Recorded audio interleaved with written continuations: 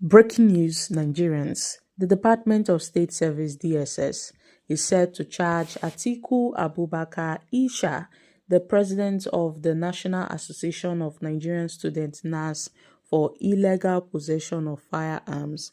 A source familiar to Sahara reporters made this known, and according to the source, this move stems from an incident during the NANS inauguration where Isah Abubakar was attacked, and it was alleged that the DSS staged the circumstances leading to the charge by photographing Atiku Abubakar Isah with a pistol planted by his adopters. They came and snapped him with the pistol, and they've arranged with his adopters while he was attacked during the NAS inauguration. So they want to charge him for an illegal possession of firearms. We had reports earlier that Atiku Isah had declared a hunger protest while in DSS custody after nearly 2 weeks of detention without any formal charges and alleged physical assault. We saw how Isah was abducted in broad daylight by suspected thugs led by Seyi Tinubu, backed by NAS Fashioner President Ladoja or Lashola, who told DSS personnel that he is no longer taking the food or medication provided by the agency.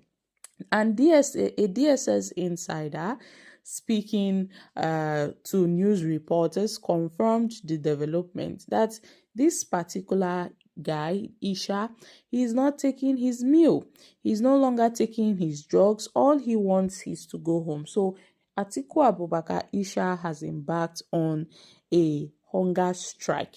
His protest comes amid growing allegations that the DSS is attempting to silence him over his public outcry regarding the alleged embezzlement of 71 billion meant for the newly launched student loan scheme. Another source familiar with the situation revealed that Isah had been subjected to beatings in detention in a bid to intimidate him. As it stands now, I think Isha's life is in big danger. Now, it seems that, the DSS might do anything to Isah at any point in time. Since he's protesting like he's doing a hunger protest, that means Isah must have fears that the DSS may try to poison him. So he's using this hunger protest as his last, source of a way to fight back. This is just it, my country people. So this hunger protest could possibly stem from the fear that the DSS may poison him as somehow their last resort to silence his activism.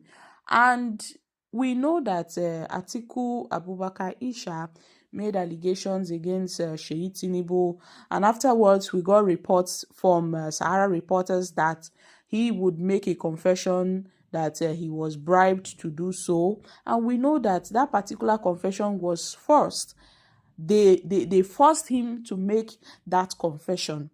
The DSS officials forced him to make that confession to take back the allegations he made against Seyi Tinubu. So who knows?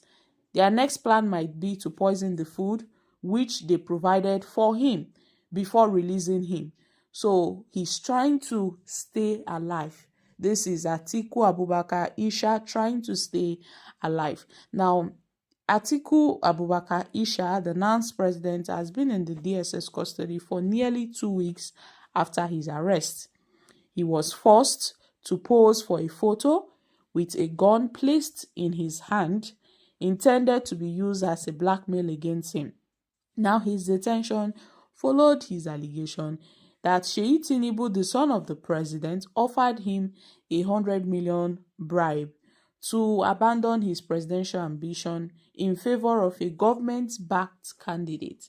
He alleged that Seyi Tinubu's faction within NAS orchestrated a physical assault against him, naming Ladoja Olushola his rival, and the government picked candidate as the person who kicked him in the face during the altercation. And, all this thing transpired shortly after his inauguration as the NANS president, a ceremony that was marred by attacks carried out by government-sponsored thugs. He was subsequently taken to a DSS hospital on Airport Road in Abuja, where he was detained and he was coerced into writing a retraction of his allegations against Seyi Tinubu. Now, Isha Atiku is still in DSS custody, and those who came to visit him, his family, his friends, even his wife, was denied permission to see him. So this is just unfortunate. This government that thrives on oppression, this government that thrives on intimidation, it is just unfortunate that Nigeria has gotten to this point where oppression is the order of the day, intimidation is the order of the day, and they are using government agencies, they are using security agencies, they are using the DSS, the EFCC to prosecute those they feel will oppose their government. So they are using the system to fight citizens, which is really unfair. So guys, what are your thoughts on this? When we saw Atiku Isha's retraction statement against Seyi Tinubu, about 90 or to 95% of Nigerians believed that it was a coerced message. It was a forced retraction message from him, that the DSS gave him no option than to do that, and now they are trying to blackmail him.